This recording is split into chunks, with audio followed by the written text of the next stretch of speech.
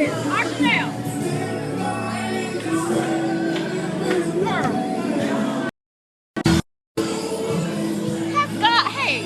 God been coming through this convention, or has God been coming through this convention? We will never, ever, ever be the same. Jesus is Oh Lord. my God. He's Lord. I cannot stop crying. Girl, I woke up this morning with this song in my spirit. I listened to it 3 times while I got dressed at 6 o'clock this morning. I come to class, and this is how we start class. Let me show y'all this. This is none but God. Oh my God. Oh my God. Oh my God.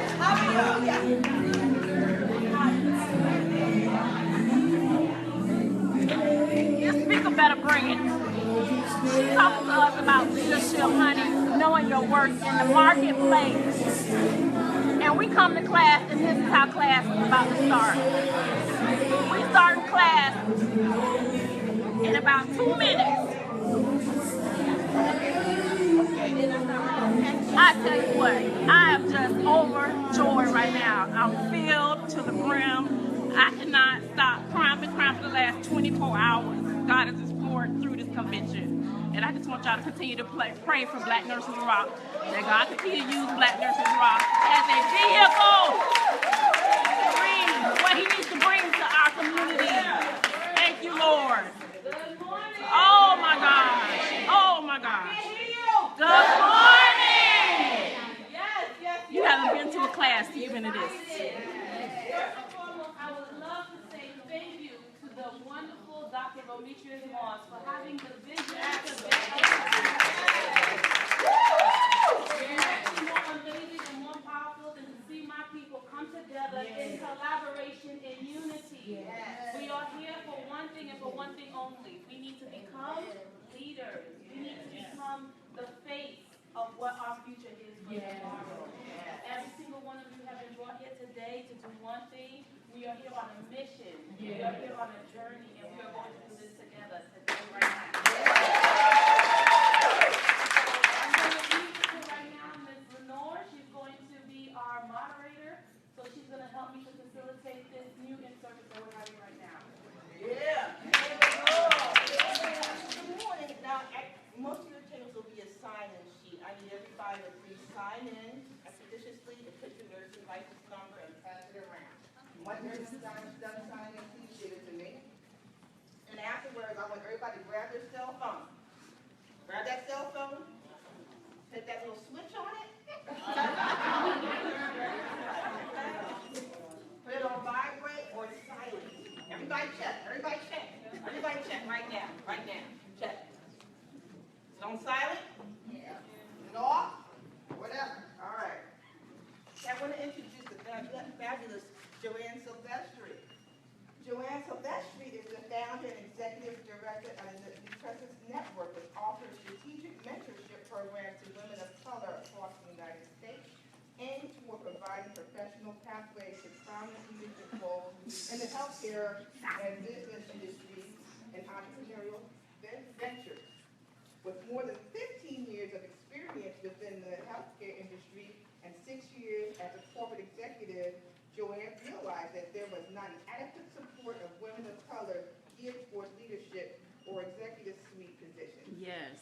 As time elapsed and she advanced in her career, she identified that there was a significant lack of identified individuals that occupied such roles. The Nutritious Network was created to identify candidates with full capabilities of making huge impacts in the healthcare industry and business throughout leadership and offer strategic mentorship to guide them with proper career paths. Joanne has earned 4 degrees, All right now. MBA in healthcare management from Western Governors University. Joanne is also a graduate at SUNY at Delhi, where she graduated cum laude. Come loose. Her philosophy is that we can create the innovative to enable minority women to have access to mentors. We can increase the number of minority Black women graduating from college and increase the number of Black women in the executive suite. The Nutritious Network is the first minority-based organization geared toward towards this form of mentorship in New York. The Justice Network not only offers women's empowerment, but it also involves mentoring and financial and spiritual counseling of the minority women in New York. The advantage is that these women will have the opportunity to work with mentors that can guide them down their path toward leadership roles. Among all else, Joanne is the CFO of the New York City Black Nurses Rock Chapter.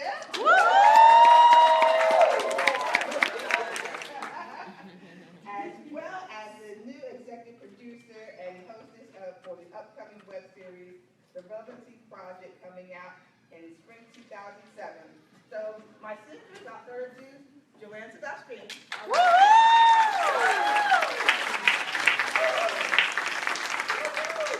I'm going to ask my lovely Lenore to please do my live for me. She can.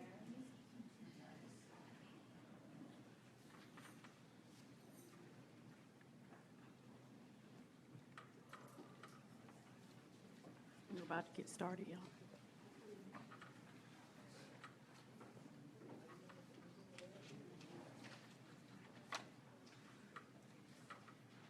All right, good morning. Good morning. How are you today? Awesome. Wonderful, wonderful. And so like Lenore says, my mission that I realized later on in life was one of the biggest struggles as a single mom, as a minority female. Growing up, my parents told me that I could be whatever I wanted as long as I was a doctor or a lawyer. So I had so many options, right? And understanding that, when you're coming from a minority family, middle class, you're working hard, you see your parents go through struggles and you don't want to disappoint them. You want to do what, they came here, they emigrated to this country, and they have a vision for you. So almost instantaneously, you feel like you're obligated to do the things that, you were raised to do. But one of the things that I learned as I continue to evolve in my transitions through healthcare is that there was not a lot of people of us sitting in seats that actually made greater impacts than we actually understood. And as I continued to grow in my career and I started to find mentors who were not necessarily of my sexuality or of my color, I started to understand that if I wanted to see the change, I had to be the change, right? All right, all right. Yesterday. Amen. So we're going to start to become the change that we want to see. I like that. So we're going to talk about a journey. And what is that journey? That journey is becoming a great leader. Understanding your worth and leveraging the opportunities in your career. Currently, right now, each and every single one of you, you are nurses. God has put you onto a pathway of becoming a nurse. In essence, irregardless of where you are, where you're working, what you're doing, how you're doing it, you are touching people. Right. Remember, every single day when you touch a person, you individually are playing a part in making an impact in that person's life. Mm-hmm. That is powerful. I don't care how much they pay you. I don't care how much benefits you get, how much vacation. Unfortunately, Dr. Mo don't have none. But in the end of the day, there is nothing more priceless than making a positive impact on someone's life that is going to be with them for the rest of their lives. So remember that. And that is a part of becoming a leader. Part of becoming a leader is not necessarily being able to tell someone what to do, but to be able to have someone do it because they believe in you. Understand that and remember that. And we're going to go through this today. All right? So we're going to go through the topics. We're going to go over our history as nurses, right? Nursing in period, not Black history in general, but just nursing. We're also going to be going through the changes in nursing, as well as the clinical environment, what the old clinical environment was versus what the current environment is. We're also going to be going through what the challenges are. What are our fears as nurses? Right? We're also going to be going through what makes a great leader, as well as keeping the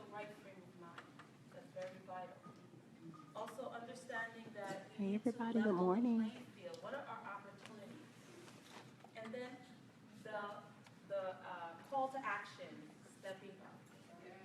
All right? Glad you guys are following. All right. So, everybody went to nursing school. Most of you guys know who these people are. Please do not give me those blank stares. All right?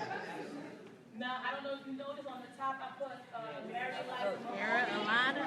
I don't know about y'all, but she is my favorite. For those who do not know, she is not only the first black female nurse in the United States, but it actually took her 15 years before she was even allowed to go to nursing school. She actively participated as a nurse, but was not allowed for 15 years to enter a facility that was going to be able to give her the official instructions of how to be a nurse. Keep that in mind, right? We all have to overcome barriers, but that does not stop us. 15 years. You know, this day and age, someone tells me I have to wait 15 years to do something, I'm going to tell them, girl, bye. Bye. Too many things to do with too little time, right? 15 years. So she is my ultimate favorite. I don't care about Florence Nightingale. I don't care about Clara Barton, although I went to Clara Barton. All right? At the end of the day, you have to understand the perseverance and determination and the motivation that someone has to accomplish something. Nothing, no one can get in their way. Because you know what?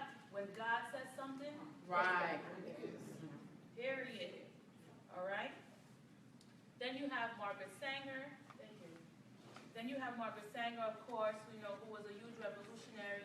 She's definitely the one who helped to institutionalize and found Planned Parenthood. All right? When we're talking about women's rights, I'm definitely pro women's rights. Then you have the infamous Florence Nightingale, who was not from the United States. She is actually from England, but she definitely was a huge fundamentalist. She was proactive in infection control, and she was definitely a leader in nursing.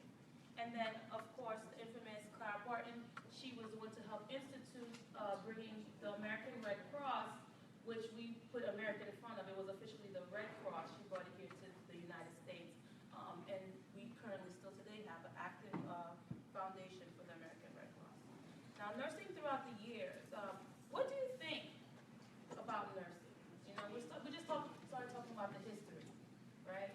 What do you think has transpired in nursing throughout, let's say, the past 15 years, right? From where we were 15 years ago to where we are now. Documentation. What about documentation? Has transformed from paper to electronics. Okay. I'm sorry. Family-centered care. Perfect. Nursing's role in health. The nurse's role in healthcare. Remember that. More evidence-based practice. Evidence-based practice. Elaborate. As opposed to, well, this is the way we do it because that's the way I was taught and that's the way it's always been done, as to this is the reason why you should do something because the evidence backs you doing it this way as opposed to doing it this way. Thank you. I was going to say the same thing, but the removal of those sacred cows, they kind of kept nursing paralyzed. Okay. Quality outcomes, looking at, that's kind of, we have to look at that. Okay, so we're looking at quality and the outcomes of the services and the treatment of the patient and the care that we provide. All the acute care nurses, CPOE, Okay. That's Explain, elaborate. the computerized physician entry, Okay. where they have to put their order in the computer themselves. Instead of us trying to figure out that. So we're Can't read the order. Oh, bad doctor's handwriting. So in a sense, accountability, right? The nurses don't have to run after the doctor anymore to get that order,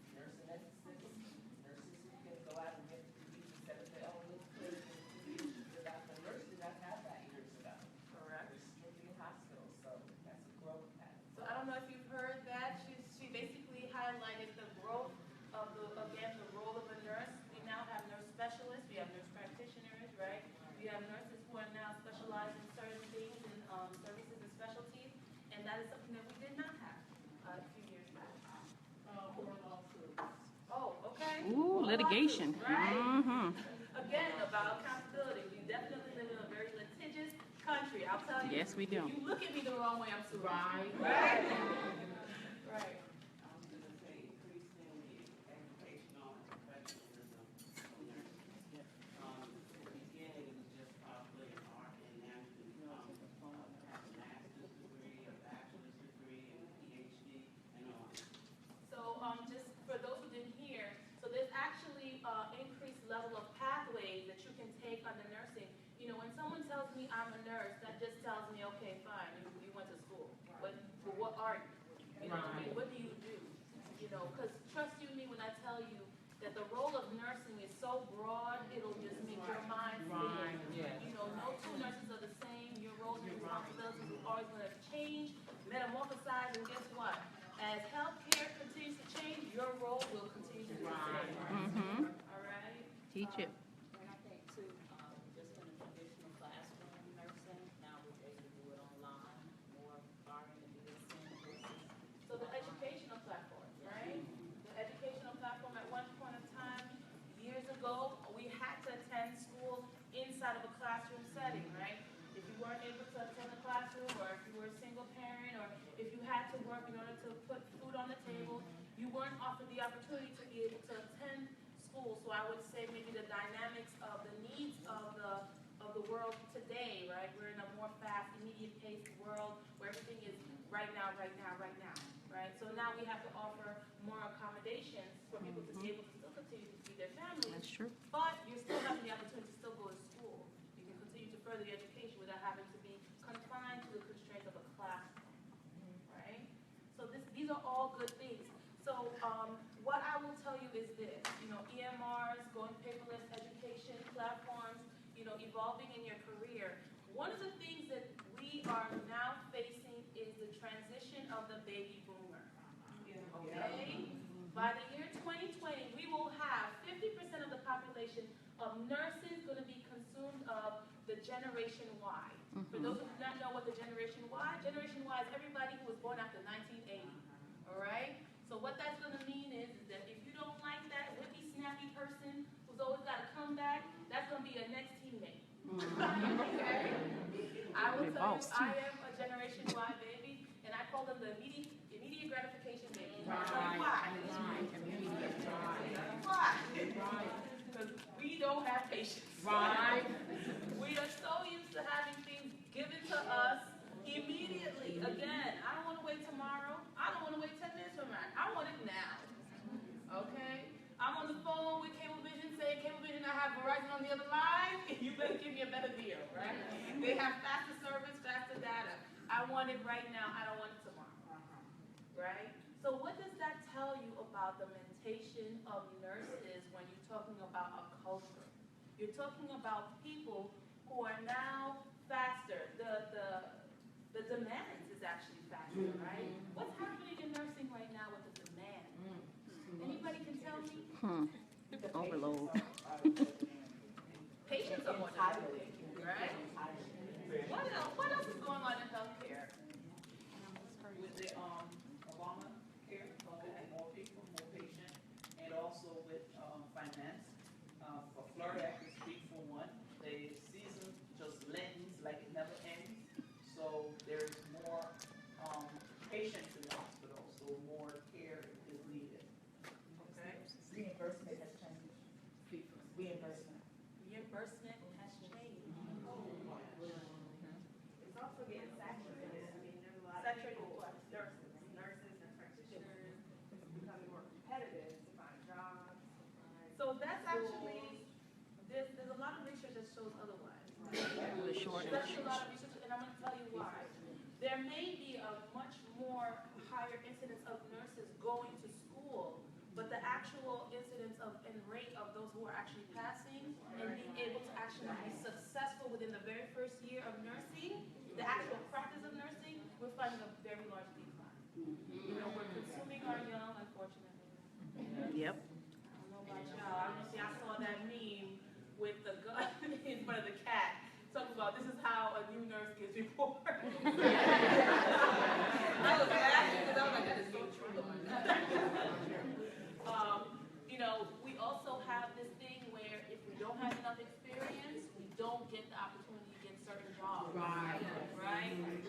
unfortunately, how do you get experience if Someone's gonna teach you. right? You're almost like destitute. You're applying to every random Catch thing. 22. You know, even if it wasn't one of your ideal things, even if it wasn't part of your specialty, you're now just sending out resumes like, Lord Jesus, just give me something. Yes. Right? So there is not necessarily a large influx of nursing, although they are trying to come up with new revolutionary ways of trying to get more nurses to come in and be successful in what they do. And we'll talk about that actually further. But going back to the statement about the change in reimbursement. So I'm going to tell you something. Years ago, a doctor can take a look at a patient, spend 5 minutes with them, send the bill to the insurance company, $5,000 please, I want it now in immediate payment of cash, right? Get reimbursed. That doesn't happen. No, ma'am. Right? You're going to have to show me what you charge me $5,000, right? So what does that mean? That means that you may not get $5,000, you may get $500, right, for that 10 minutes you spent with that patient. But then what's happening is now people are becoming creative, because what does a business owner want to do? Right? A business owner wants to make money, right? So if I'm going to hire somebody, I may not hire 2, 3 RNs to do the job when I can get maybe 1 RN and maybe like 2 LPNs. Right. Or maybe I'll get a little bit more creative. How about I get 1 RN, Mm-hmm. 1 LPN, Mhm. and 2 PCTs? There you go. Right? I'm just saying, right? I'm trying to make me some money. I still want to go on vacation. I still want to give me a couple of mink coats. Why not 2, 3 cars, right? Why do I have to adjust my lifestyle because the medical government doesn't want to give me how much I'm charging for? Unfortunately, the mentation, the mindset, the mind frame of what we're calling the medical healthcare field, it is a business. Understand that, and you will understand what you're dealing with when you're in the healthcare setting. A lot of the things that we're fighting for, a lot of the unions, right? What are we fighting for right now? A lot of the unions. Higher pay. Patient ratio. Yeah, that too. All right? If you are one of those unfortunate individuals who are working in a healthcare setting at this current moment that is not in a union, you can speak volumes on patient ratio. And I'm going to tell you why. Because if I am a person who is administrator and I have this amount of money and my bonus is based off of how much money I do not spend, Right. I'm going to say, well, why can't you just take care of these 4 people? Why do I have to get 2 people to take care of 4 people when I can get 1 person to take care of 4 people? You know what I mean? And as a matter of fact, why give them all that medication? You don't need all that medicine. You don't need all that medication. You ain't going to live that long anyway. Right? I'm going to come up with some creative idea. I'm going to give you a whole bunch of generic things. Maybe you skip a day or 2. Maybe you don't need all those days. I'm just saying, right? That is the mentality of the administrator. And that is one of the things that we're going to be talking about, because a lot of administrators are not from the healthcare field.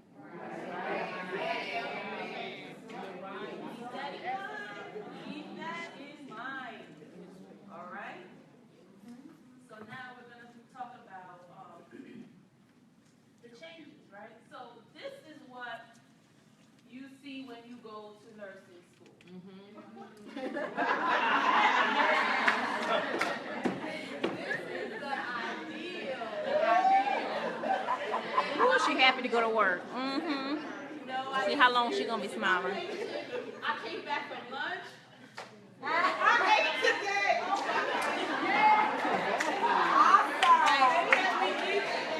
Happy, joy. I wasn't eating between the closet and the hamper behind the corridor trying to get something so I don't pass out. Right? This is what the ideal environment. This is how they paint it. You know, I'm imagining. I'm looking at her. You know, I'm thinking to myself, like, you know, maybe she just finished admitting a patient. The social worker's giving her, you know, they're talking about the care plan. You know, the patient just finished thanking her for a wonderful opportunity and a wonderful service that she did. He didn't scream at her. He didn't ring the call bell 5,000 times, right? She's sitting there. Maybe her supervisor called her and said, you know, I appreciate you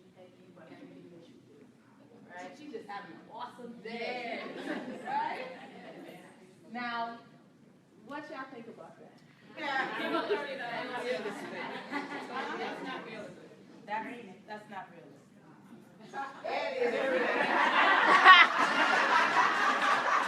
How can I help you? Oh, somebody got an attitude.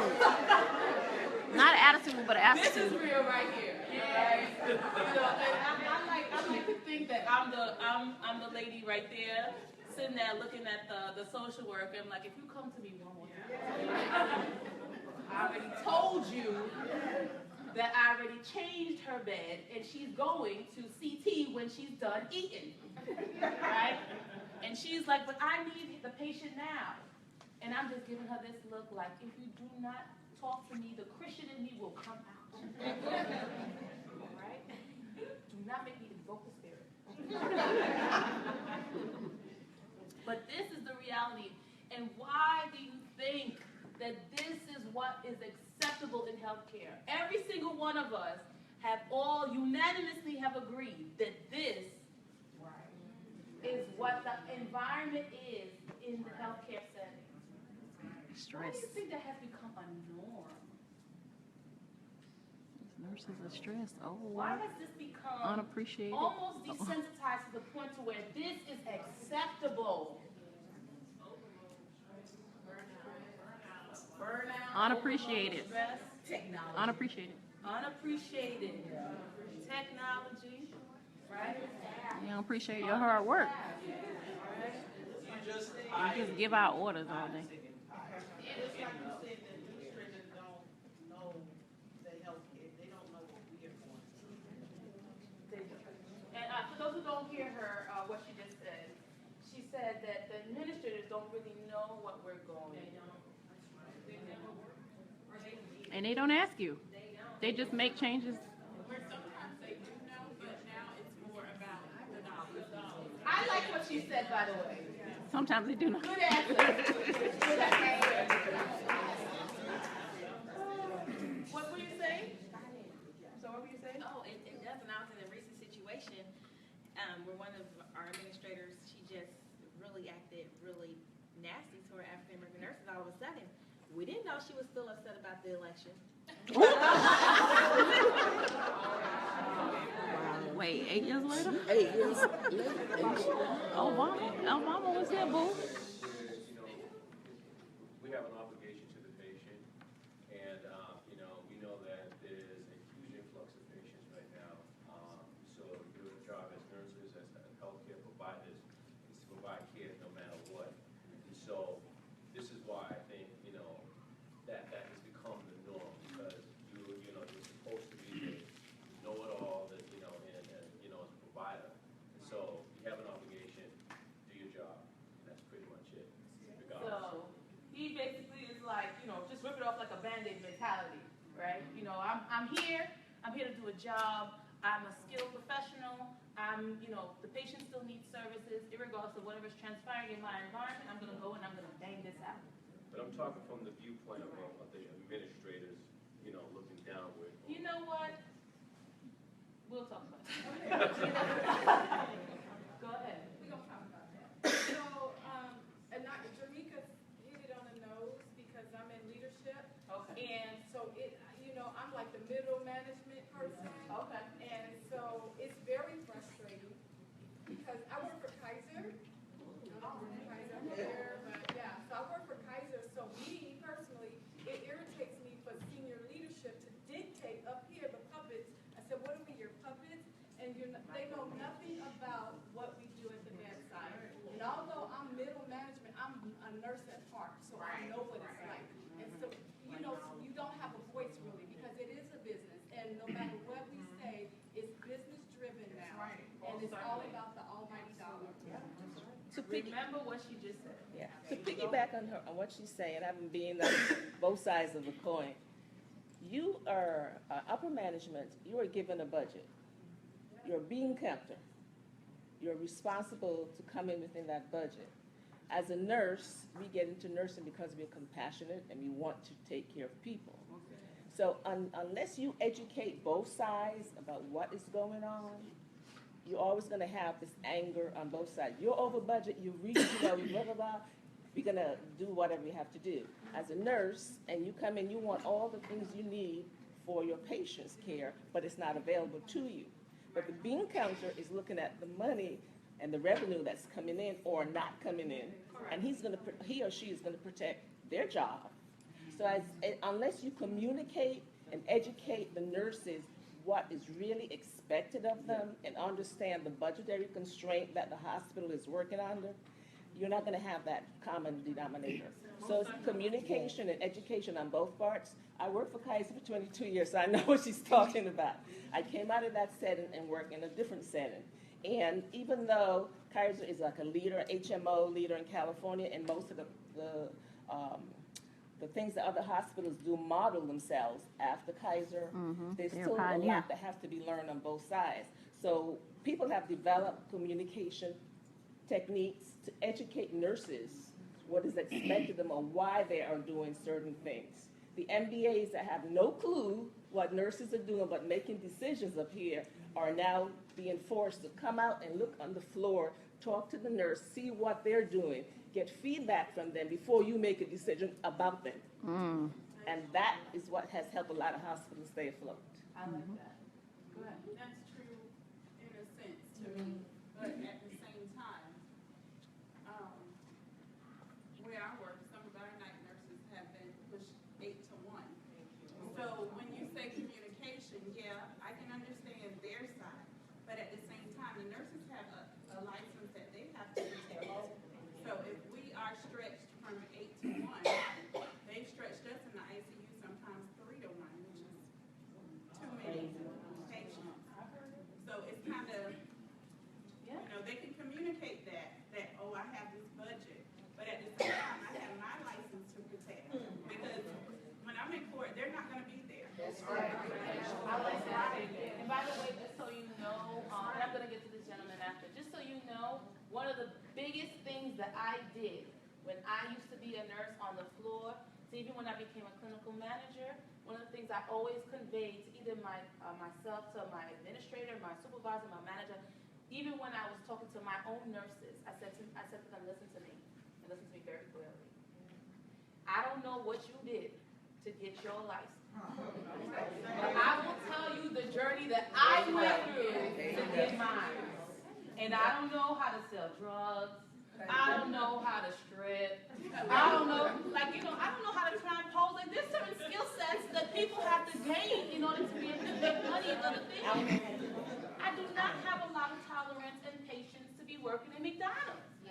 So the thing is, for me, the best thing that I did for myself is put me in a aligned statement, aligned pathway to be able to work and not only service people, but to be able to feed my family.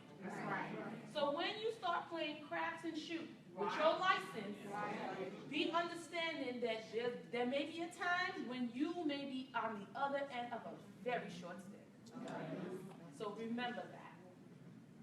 I think this is actually a great conversation and kind of raises another issue in terms of nursing.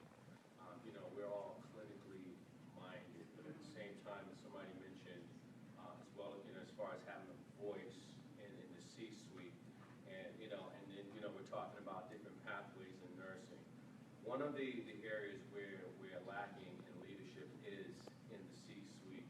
We're lacking in the political realm. That's right. So, what it really is, what it really takes is, for a few people to recognize that and make that progression into the C-suite, get the MBAs, understand the business of it, because, what you do have, and, a benefit to you is that you've been in the field, you're on the ground level, so you know the inner workings of what's going on. And you're right, there are MBAs out there that come from other companies that have no healthcare insight whatsoever. They get the insight based on what people under them feed them, but they have no idea of the inner the operations of the floor. So I mean for me, I'm going for my MBA too. I'm a nurse and that's going for my MBA, and part of that reason is the benefit that I have in my company. I work for a major anesthesia group.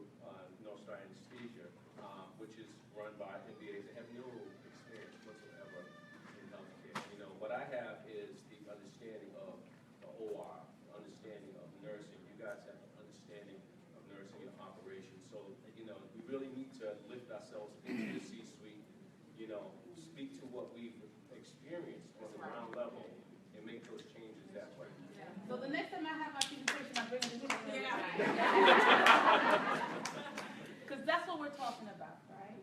We're talking about becoming a great leader and leveling your opportunities within the healthcare setting. For those who do not know, because it's not in my bio, I'm currently a director of operations. So I actually have an executive level position.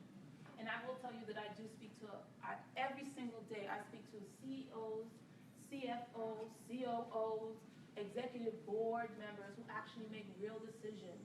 And very, very, very often, I'm the only one of my age, of my race, and of my color. Yep. And immediately when I walk into the room, automatically it's already determined that I have no place there. Right? But when I open my mouth, very quickly, they know how I got there. All right? I didn't get there by accident. So when you see me and I come in my suit, have a seat because I'm about to make you sign a whole bunch of things to give me all your money. All right? What you have to understand is that if you want to see the change, you have to be the change agent. Remember that, please. All right? It is not here for you to allow and accept things like this to be what the rest of your life will look like. That is not acceptable. That's right. That has to change.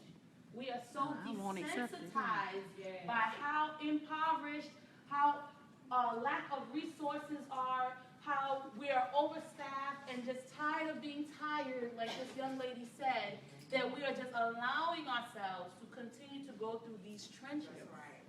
This is not what the future of nursing needs to look like.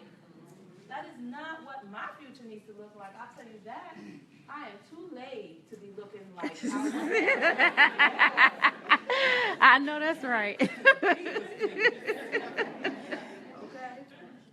So nurses, you know, I have a question for you. What is your biggest fear? Come on. Not being able to grow and progress in your career. What else?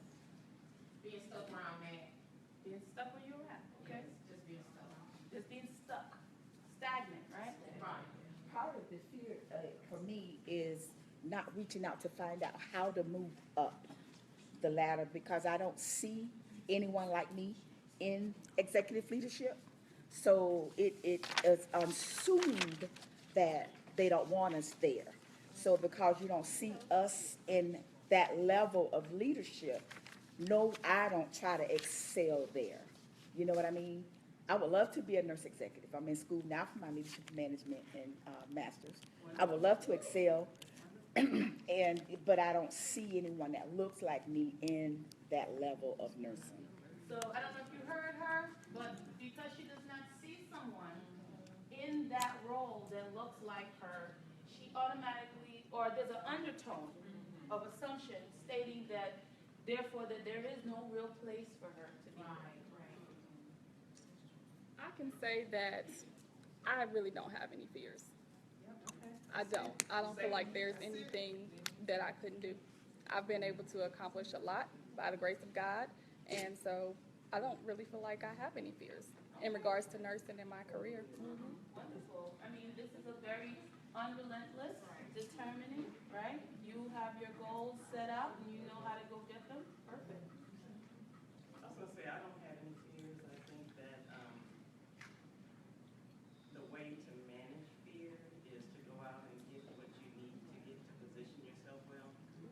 And, I also have my executive MBA. I just finished up my DNP. I was gonna say, I've been places where I couldn't see myself advancing, so what I did is take control of my career, and I'll move and go somewhere where I can find that opportunity. That's right. Just to add what she's saying though, that I found it to be a challenge. I don't have the fears thing because I'm a go-getter, but the challenge that I have with doing what she just did was because I move. I always try to make a change, but you can't don't wanna hear you. So instead of sitting there making yourself miserable all the time, eventually I'll get up and leave. So when you look at my resume, it looks like I'm not loyal, but I'm a very loyal person. I just don't like foolishness.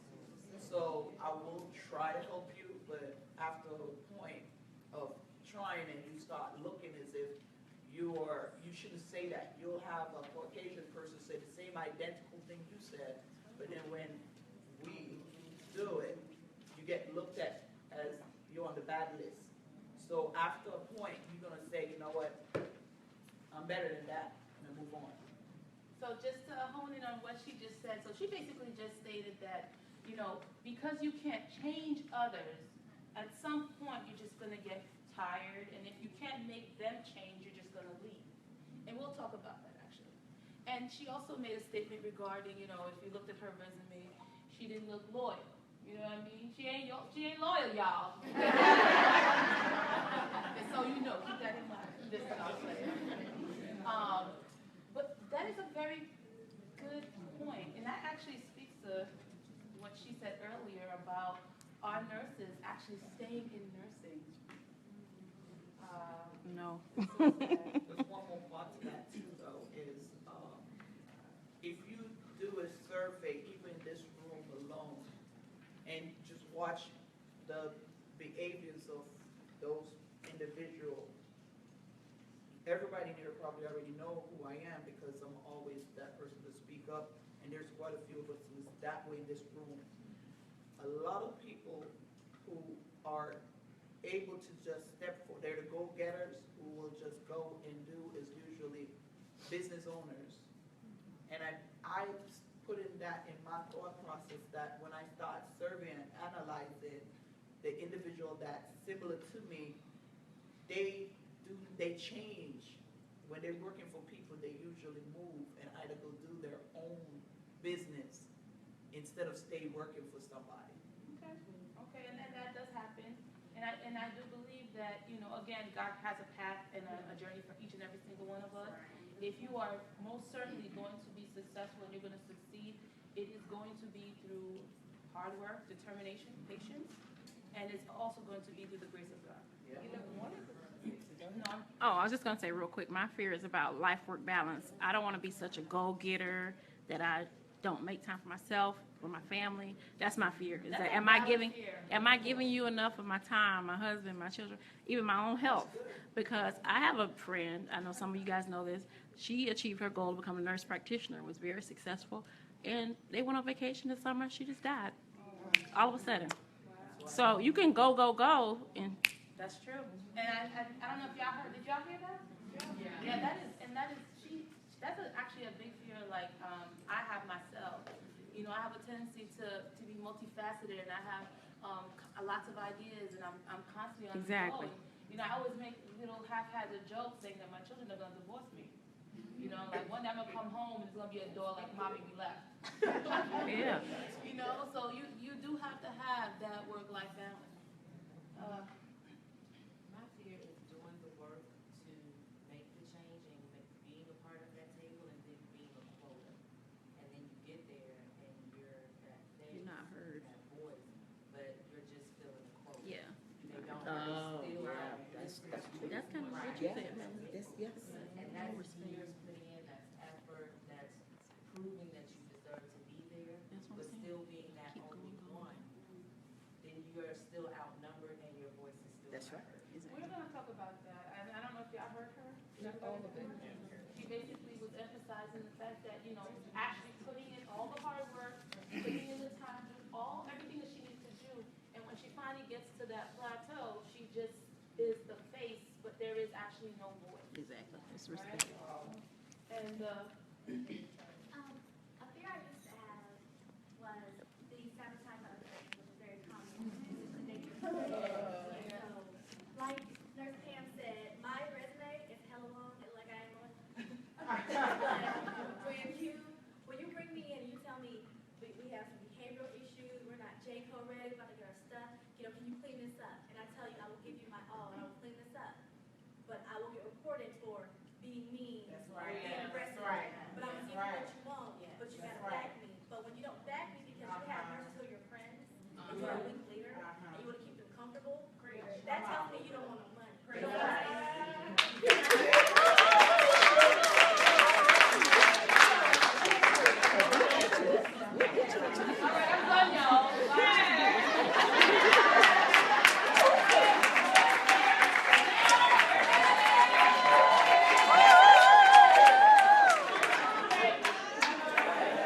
My point, right? Check their resume. So, we're gonna progress because we still have a couple of more materials to go through, and I have some great things that we're gonna talk about, and I'm so excited, so let's get through this. So based off of the emergingrnleader.com in 2015, these are the actual lists of fears that came through a study that they did. And if you look, Number 2. loss of clinical skills was number 6. Number 5, the need to please everyone. Number 4, too much responsibility.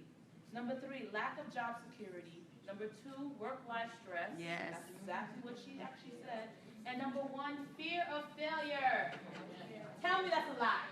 That's a lie. That is not a lie. That is number 1.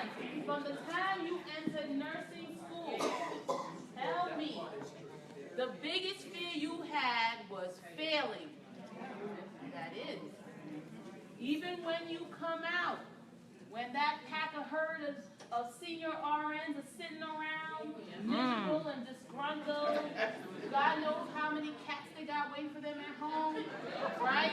And you just sitting there just trying to be nice and everybody's just side-eye cutting you, right? The biggest fear you have is failure, okay? So when we're talking about our fears, we need to start to understand how can we overcome those fears. Because a part of your journey is identifying what your barriers are and then getting through them. Getting through your barriers. So we're going to talk about the need for great leaders. And this is a very short clip from someone by the name of Dana W. White. She has a degree in East Asian languages. She's also an advisor for CEOs, a speechwriter. She actually worked for Sarah Palin as well as Senator John McCain. She's worked for Fortune 500 companies, and she actually wrote a book called Leader for Design. And she talks about 2 different types of leaders. She talks about target leaders, and then she talks about legacy leaders. And the differentiation between the 2 is target leaders are those who are short-term thinkers, right? Immediate, they want immediate results right now. They're not thinking about the future, they're thinking about right now. But they usually set up for failure.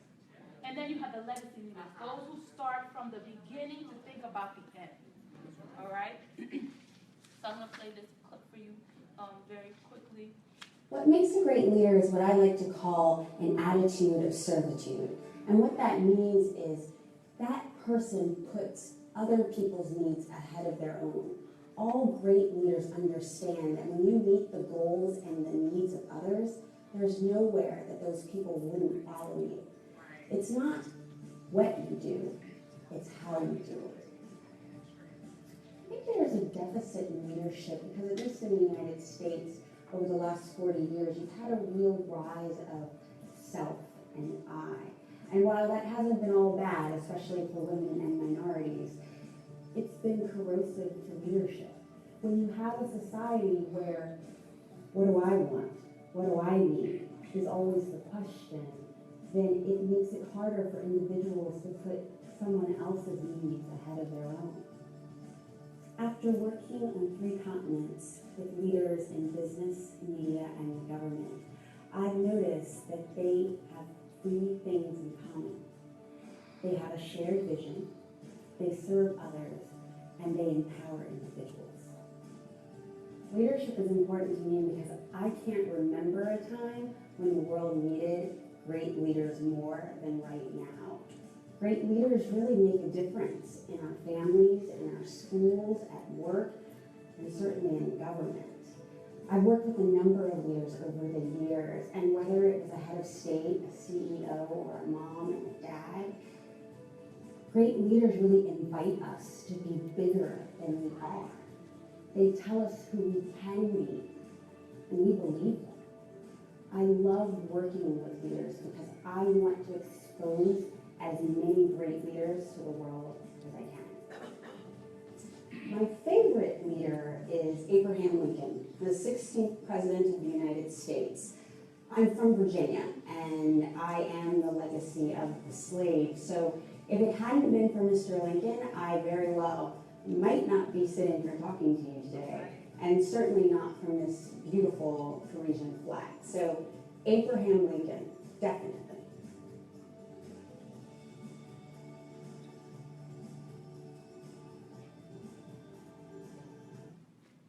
Okay, so she just gave us a small clip as to her conceptualizing servant leadership.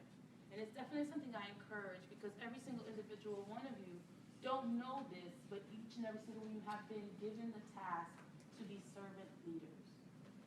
Servant leaders are people who take a group of individuals, whether they report to you or not, and have them be able to be uplifted from where they were before they met them to some place of a higher elevation.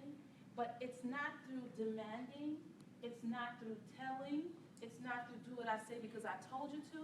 It's to do what I say because you believe that I'm going to take you into someplace greater.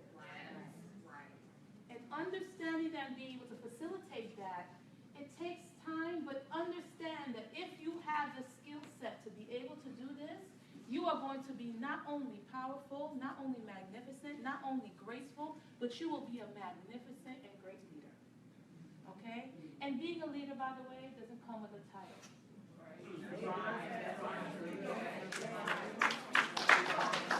Understand that being a leader means that you have that skill. So the next time you go into your hospital, or next time you go into your clinic, or next time you go to the supermarket, and you look at that janitor, and you look at that sales clerk, and you look, they most certainly possibly can be one of the biggest leaders that you'll bump into. Remember that. So we're going to talk about very quickly about your worth. You know, we want to talk about the skills that you've acquired throughout the years from the very first time that you entered into the facilitation of school. They tell you about what you're going to do, what you're going to be, what you're going to do, how you're going to do it, when you're going to do it, right? They give you a whole list, and you'll jump over these hurdles. You go through all of the test trials. I mean, you basically come out crawling with all types of bruised cuts and everything, and you're like, I made it. Yes. But yet somehow, with all those things that we went through to get to the very end, we still doubt ourselves. Why is that? Why? What I will say is this. One of the things I did identify throughout all my years of going to school, I mean, you could call that a career itself. You look at my resume, you think I'm not loyal to school because I go to so many, right? One of the things I'll say is that there's not enough in people, in institutions, that are going to be able to tell you the impact that you can make with the skills that they've taught you. Right. They don't. They say, here are the skills. You now have them. Congratulations. Good job. You did it. Give me my money and goodbye. Right?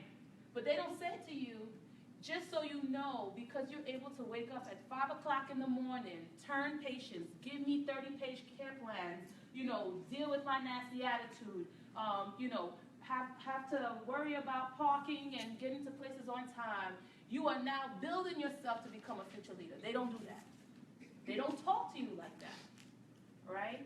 And very rarely do you hear that conversation.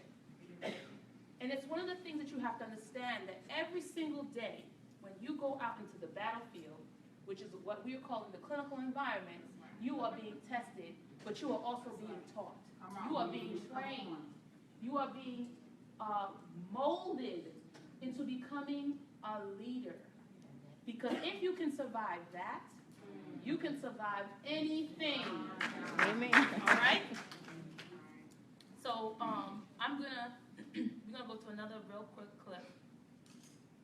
Take the care first, Flo. This is nursing skill at its finest, okay? Okay, Don, it's the language line to translate.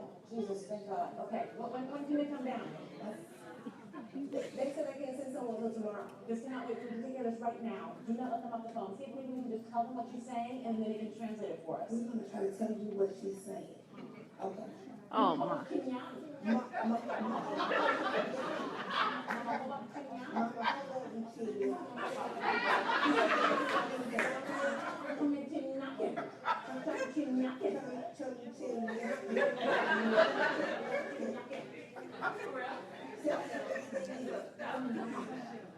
He said don't mean anything.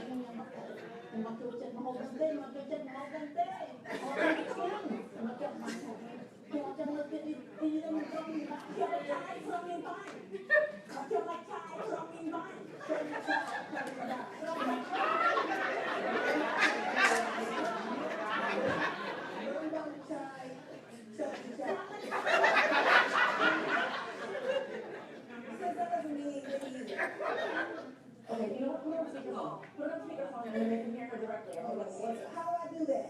Press hold and intercom in the line. Well, hold what and what? Whatever line. It's blinking. You'll see it blinking. What blink? It's flashing in front of you. I don't know how to hold this. Hold the phone. And tell them it's something Chinese. It's something Chinese. Chinese. That's a good one. That's gotta be Good. He said, she says, I can't stand this. I wish I was dead. Please kill me. I knew it was something.